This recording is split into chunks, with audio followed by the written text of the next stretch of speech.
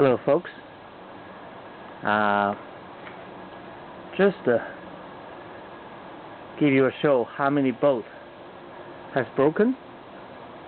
14 of them, only 5 survived 5, but the rest all break off clearly into the head or into the block.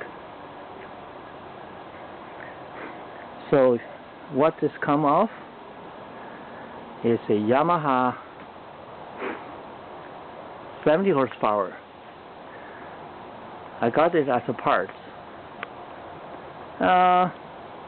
Runs, still compressions a little bit here and there, but the head bolts broken off.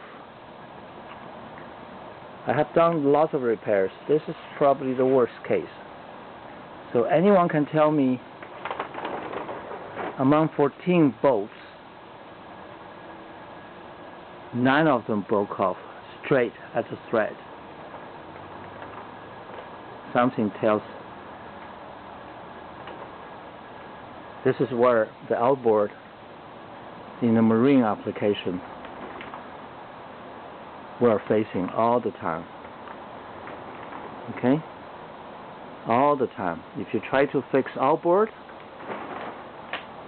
broken nuts and bolt are the very common issue. This is 95, 96 Yamaha 70 horsepower 2-stroke. See?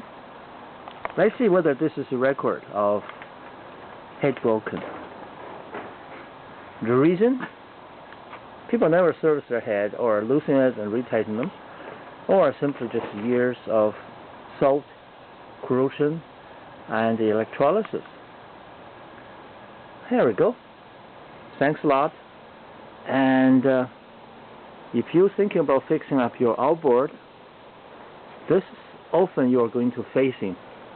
I didn't even wondering, how about those little guys?